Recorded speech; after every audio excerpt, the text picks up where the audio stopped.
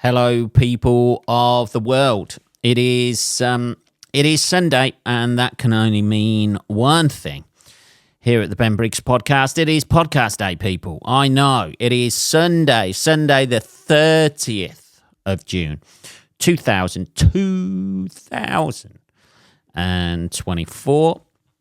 I hope you're doing well out there. We have missed a few weeks here, people. We've missed about 3 weeks because, and I shall put it out there now, I had a lot of surgery on my back, so I have not been able to sit mainly on a chair with a back because I've had stitches in my fucking back, and they come out Friday. So we are back, we are reinvigorated, and hopefully everything's sorted now.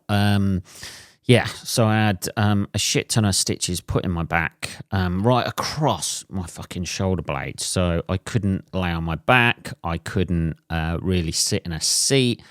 I had to be lying on my front. And I assumed, maybe this is not true, but I assumed that you would not want to see me doing some sort of calendar pose whilst I did my podcast. I mean, I may be wrong with that. There may be people out there demanding the Ben Briggs podcast calendar. I have no idea. That is never going to exist. That's never going to fucking exist. Nobody needs to see that shit. So that's what I've been up to. Basically recuperating. The stitches were meant to stay in for 2 weeks. I split out my fucking stitches and that's put some more in. So I had those out on Friday. So who knows? Who knows what the consequences of that will be? But I have a lovely, nice scar on my back. I had to go in like a couple of weeks ago. Like I got in quick as well. People saying the NHS is in trouble, baby. But I went in fucking quick. So I got whipped in within like 2 weeks, which is pretty cool, to be fair. And went to some sort of medical centre in Wellingborough. I don't know why it was so quick to get in. But I managed to get in quick. That's the main thing.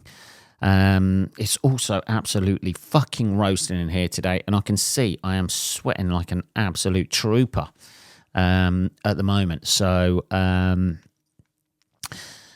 just going to all have to deal with that. It's been fucking lovely weather here in the UK, like the last week or so.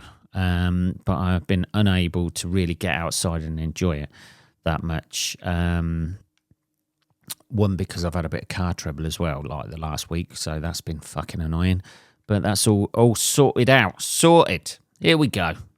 So I had a fucking massive lump removed from my back. I know you don't want to hear this shit, but there was a big fucking lump that's been sent off for tests, which is, one of those things, isn't it? When you reach a certain age, these things happen to you, don't they? You start getting lumps and bumps and fucking hair sprouting from wherever. Not that it's like a fucking hair follicle or whatever, but, your body starts changing, doesn't it? Stuff starts growing inside it. So hopefully it'll be all right. If not, who knows? Who knows where it goes from here? But anyway, that's been sent off for tests. It was kind of weird, like the operation that the surgery that I had, operation, surgery, whatever you want to call it, because it was kind of in like a mini hospital sort of like type place, so like a medical centre. And I get there, and I always get to places early, people.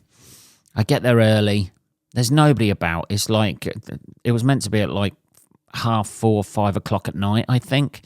And I got there at like 4 o'clock. There's nobody about in this whole place, right? There's somebody on reception. She sends me up in the lift. I get into this waiting room and I'm like, okay, start getting comfortable. And then I'm immediately met by the guy who's going to do this surgery. It was like he was fucking just waiting all day for me to turn up. There's him in there. There's a nurse in there who's a little bit too hands-on and over-friendly. She's like about 55. There's something weird that happens to you, how vulnerable you feel when you go in for any sort of type of surgery or anything like that. You resort to sort of like being like a little child who is just waiting for the instructions of what they have to do by the doctor or surgeon or whoever's doing the shit. So they get me to lay on this table. I've got to take my top off, which is fucking horrible at my age. It's just horrible. You know, when somebody says that, you're sort of like, you know, and this is going to last like an hour and a half, 2 hours, something like that.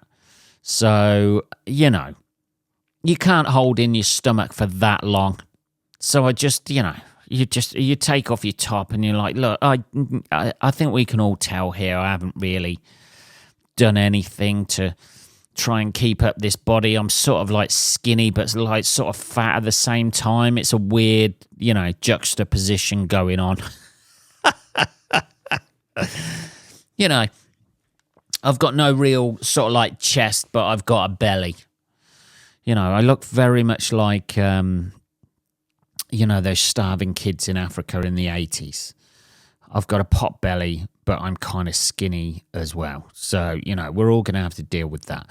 Luckily, the woman who was there was like 50s, 60s, something like that. So I was like, oh, that's perfectly fine. Because even at my age, at the age of 47, right, you still want to look your best. If there's a relatively attractive woman around, because in the back of your head you're thinking, oh, maybe she might like me. You still want to look your best. But so she lays me on this thing, and then she goes, oh, you're going to get injection to numb the area. So they give us like local anesthetic, and it's weird, it's uncomfortable, but it's on my back, so it's not like it's, you know, you're having a needle in your fucking eyeball or something like that, right? And as they're putting the needle in, she starts, like, she puts her hands on my shoulders and then just starts rubbing my shoulders, which I thought was weird at the time. You know, I'm a 47-year-old guy. I don't need nursing through. You know, it's not like I'm a 5-year-old. Maybe I gave off those sort of vibes that I'm, you know, a 5-year-old child about to cry. Maybe she was one step away from getting me a fucking lollipop, giving me a sticker at the end of it for being a brave boy. But she starts rubbing my shoulders, right? As almost like sort of like rubbing like from one side to the other. And at that point, you can kind of, like, the area's gone numb, but you can always kind of feel what they're doing. It just doesn't hurt. It's a weird thing about having any sort of surgery or operation or anything like that. You can feel, if you're awake, you can feel what they're doing, but it's just the thought of what they're doing that kind of makes you feel a bit woozy and a little bit like weird, and sort of like, it's kind of like an out of body experience. You know, I imagine that's what it's like when you die and you're looking down at your corpse. I imagine if that happens, who knows? Who knows what happens? I have no idea. That'd be weird, wouldn't it? If somebody starts fucking around with your body after you die, and you're just there going, just leave me alone. No, I didn't want that in life. I don't want that in death. But yeah, she just starts rubbing my shoulders and that, and it was kind of weird. But I was like, you know, in that situation where you can't really just turn around and go, look, do you mind not rubbing my shoulders, please? Because it's kind of fucked up and a little bit weird. So I just stayed there for like the whole hour and a half while this woman was like massaging my shoulders and stuff. I thought at any moment she'd give me a reach around or something like that. But yeah, she was putting a weight on me and sort of like whispering in my ear, sort of like, are you okay? You still okay? Yeah, I'm fine. I'm fucking fine. Just get on with it. It's fine. The worst thing is when they're putting the stitches in and you could feel the stitches going in. And you're like, oh my God, that must be it. Surely that's it by now, isn't it? Isn't that it all stitched up? But they had to stitch inside and outside. And, fucking hell, you're just like, just give me a running, you know, commentary of what you're doing back there, because I've got no idea. Yeah. Try to, say, look, we're putting in 16 stitches on the inside, 12 on the outside. So that's all the stitches done on the inside. There's 1 stitch, 2 stitch. Okay, so I can count down, but it's the not knowing, and it's not knowing how long it's actually going to go on for.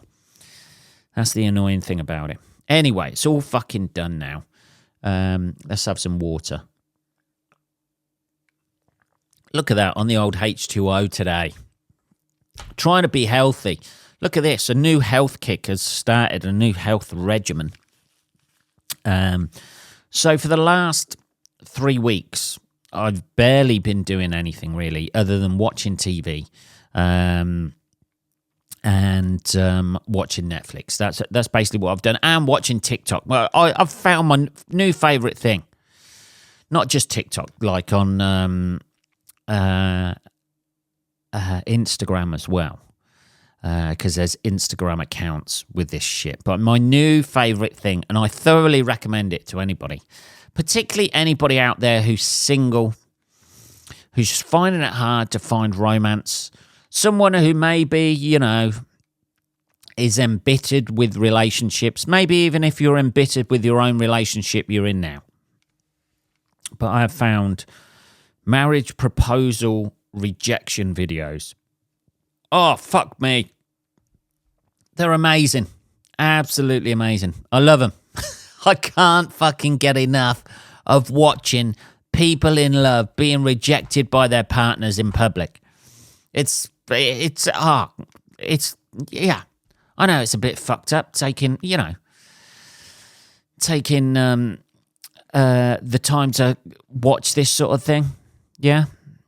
I know that's a little bit fucked up. I know it's not for everybody, but it's just the fucking heartache and the pain and I don't know what it is.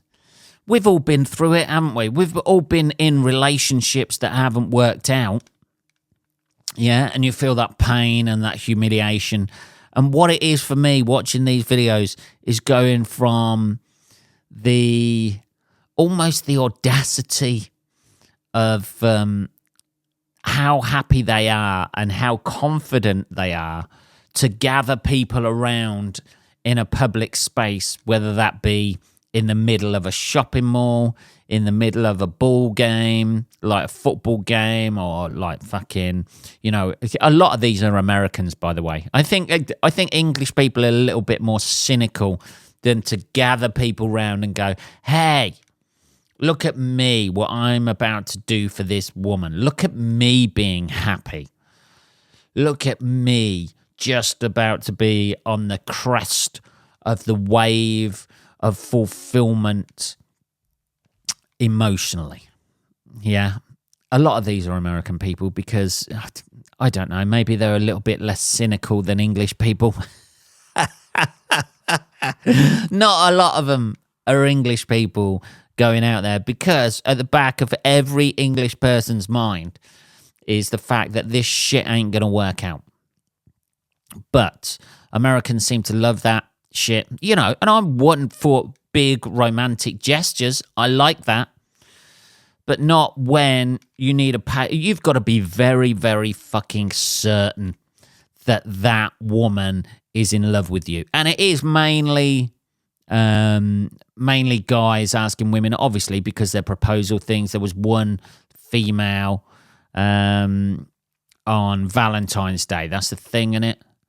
Or is it Valentine's Day? No, it's the leap year, isn't it?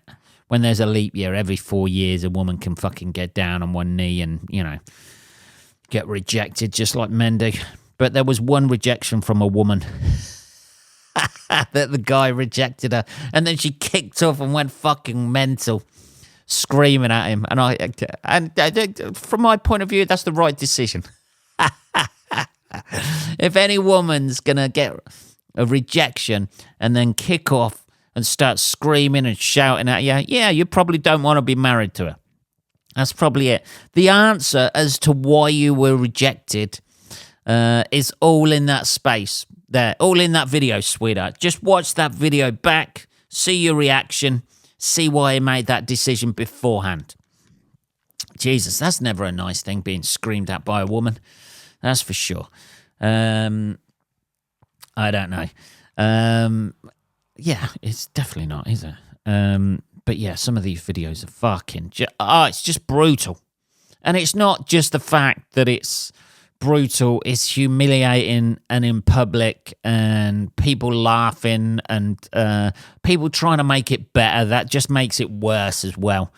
Like announcers and that sort of thing. But like, I don't know, for some reason, maybe there's something fucked up about me, but for some reason, I fucking love those videos.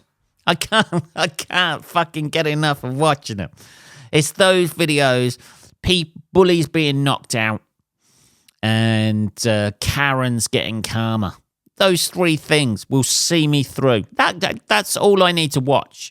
Fuck Netflix. Fuck Disney Plus. Fuck Amazon Prime.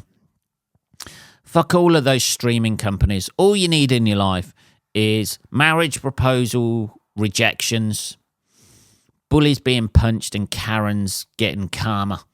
They're the three greatest genres of film that are out there today. Somebody just needs to compile those and start playing them at the cinema. Everybody, they're so satisfying. Just so satisfying. You know, bullies being punched, that's great. Like, I saw a video of a little kid. He was about 14 years old, and he's kicking off to this guy. Takes a few swings. He knows he's not going to get hurt. And then the guy just loses it, grabs him, and slams him to the floor.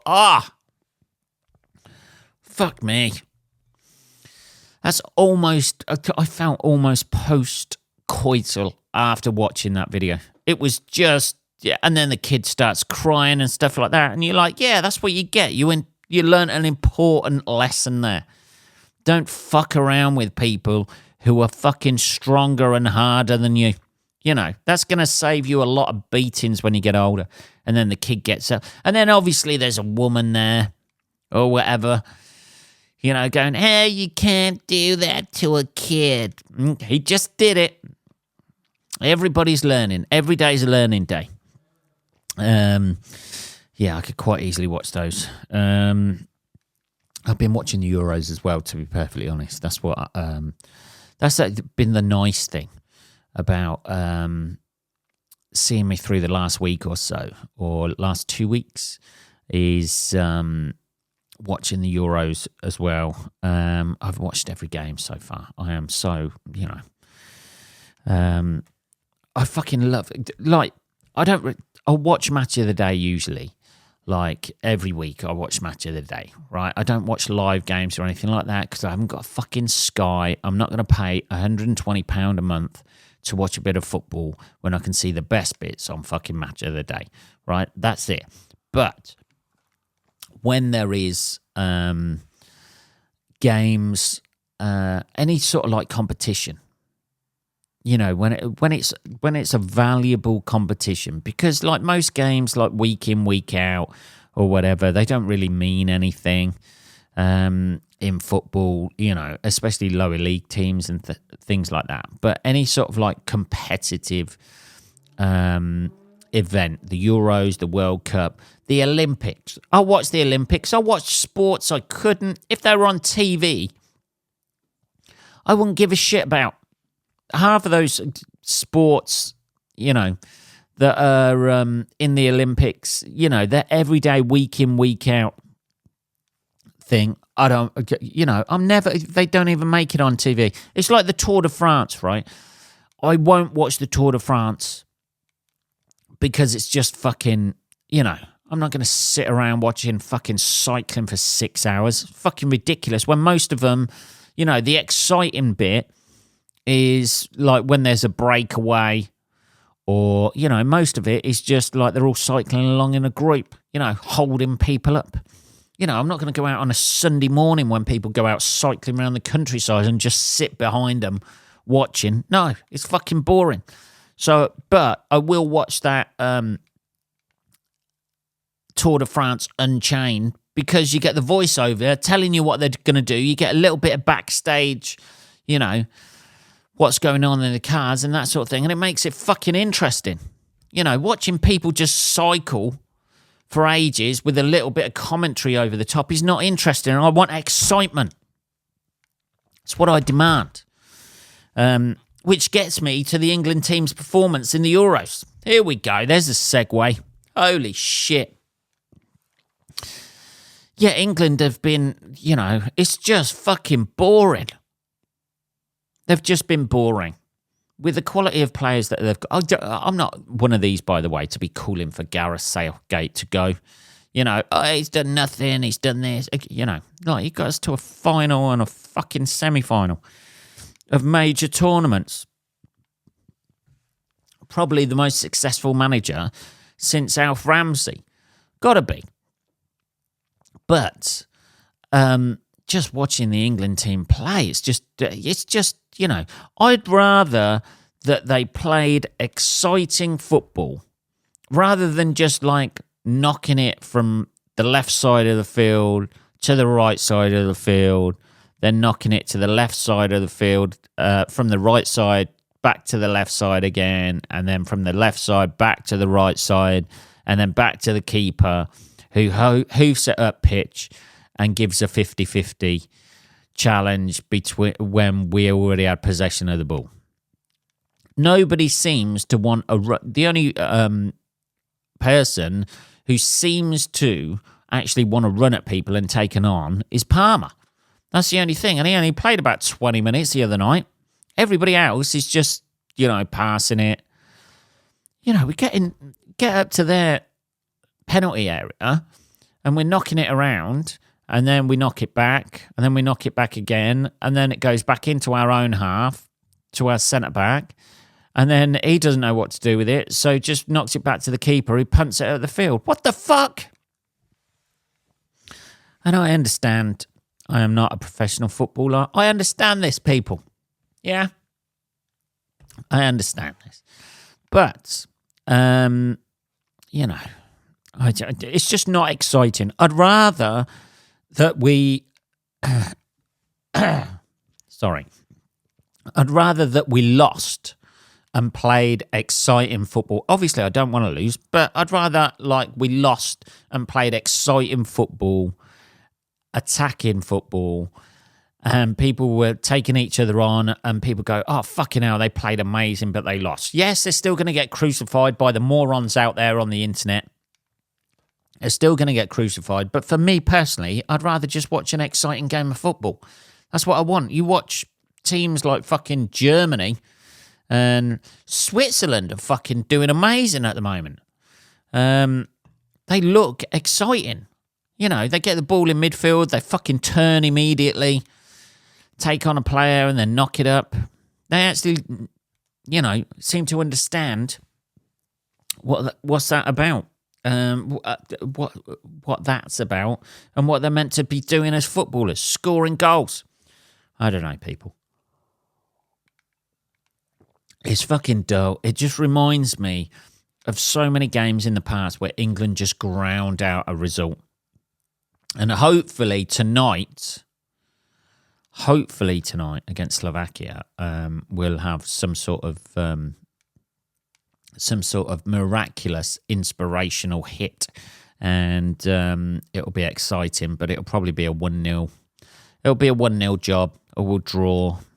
I think we'll get through this one and then go out in the next round. I think that could be it. I don't want us to whatsoever.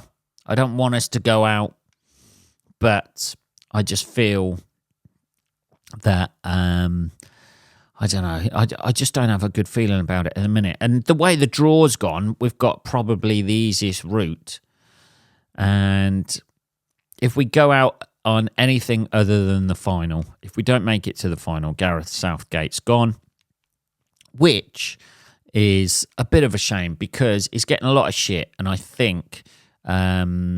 although he does play quite defensively, I think, you know, he has actually been quite a good manager. And people seem to be forgetting that, which is a shame. What other things I've been doing? I've basically just been slobbing around laying on my front, watching shit on TV. That's all I've done. That's all I've done for the last 3 weeks or so. That's it. I watched a bit of the Glastonbury yesterday. I must admit, I don't now at the age of 47. I went to festivals when I was younger, right? I went to Reading 95 and 96, right? I wasn't ever a massive festival goer, but I went to Reading in 1995, Reading in 1996. I saw some brilliant bands there, but it's a fucking ball ache. It's a ball ache getting there. It's a ball ache getting in. Then you've got to make your tent. Everything's fucking expensive. You end up covered in shit. The toilets are overflowing. If it rains, you're fucked completely. Just covered. Everything's going to be covered. You might as well just, the last festival I went to was Download, and that's because I was doing it. That was... that was rainy and horrible. I don't think I saw any bands when I was there. I think I went, I did the gig, I spent the weekend and then left early, I think.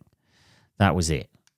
I think I had 2 nights kip there. I think I slept on the Thursday night, slept on the Friday night, and then came back on the Saturday. I think that was it. It's getting out as well. That's the worst. The worst thing is getting out. The only good thing about being a millionaire is that you can get home from holiday immediately. The worst thing is leaving a place and then because you don't mind being stuck in traffic, going to an event. You don't mind that because you've got the anticipation, the excitement of going there, but nobody's excited, to get home after a holiday. Nobody, it's just an ordeal. And leaving a festival is just a fucking ordeal. You got to pack up all your shit. You got to load it into your car. You got to get in a queue. I don't know. I did watch Cyndi Lauper on TV. This is the way to do festivals, people.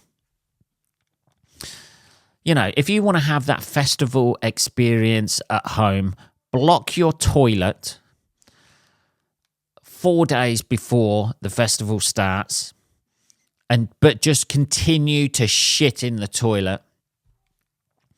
Cover yourself in mud. Go to to get that whole expensive food experience, go to Waitrose or Marks and Spencer's. Do your weekly shop there. That's the whole festival experience for you, isn't it? Camp out on the floor, put in your living room, put a tent up in your living room, get people to stumble around it and kick the guide ropes on it every now and again,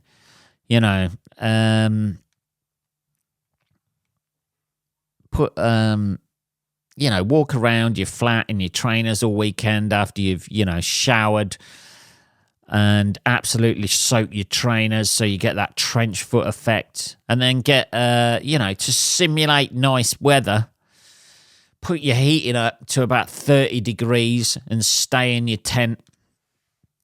That's it. That's how you do it. That's how you have that festival experience at home.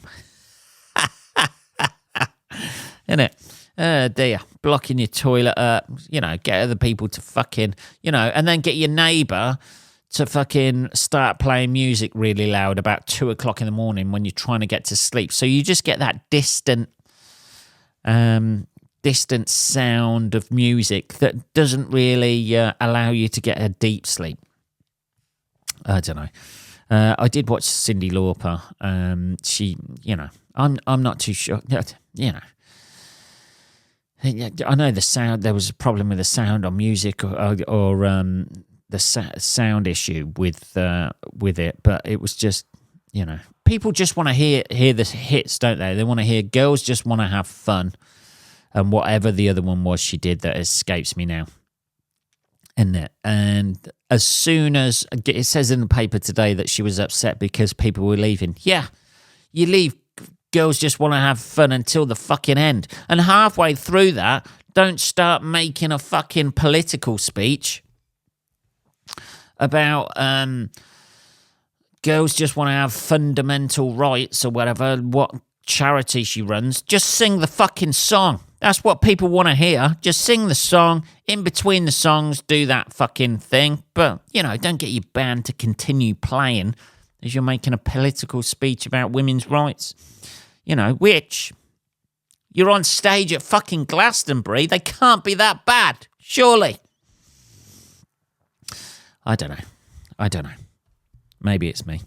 What have we done? That's half an hour, people, innit? That's half an hour. I'm going to watch a little bit of Glastonbury. I'm going to watch the England game tonight. That's what I'm going to do. I'm going to watch the England game tonight. And then I hope we get through. I hope it's exciting. I just hope it's an exciting game. That England actually, I don't really give a fuck if we win. I just want to enjoy the game and I want it to be exciting because that gives you hope, doesn't it? The thing is, if we go into the game tonight and we're just defensive and negative and knocking the ball back all the time, it's just fucking shit. It doesn't bode well. We might get the result ground out, a 1-0 win. But that just does. We should be dicking Slovakia tonight 3 or 4-0. We should be absolutely jizzing in their fucking septum tonight. And maybe dribbling a bit across the bridge of their nose. But whether that happens or not is a different matter. I have no idea. Anyway, that is this week's edition of the Ben Briggs podcast. We're going to be doing it next week as well. Holy fucking shit. Now I am... You know what I'm going to do? I'm going to get up early in the morning and I'm going to go to the gym. That's what I'm going to do. I'm going to test out the old stitches, see if they hold by going for a gentle thing in the gym. Because I spent 3 weeks eating, laying face down on my sofa like I found a fucking little hole there to bury my little pecker in. So I'm going to go to the gym because I've put on about half a stone in about 3 weeks. I know. Fucking terrible. Anyway, motherfuckers, enjoy your week. Have a great week. I shall speak to you next week. Have a good week, motherfuckers. Take care.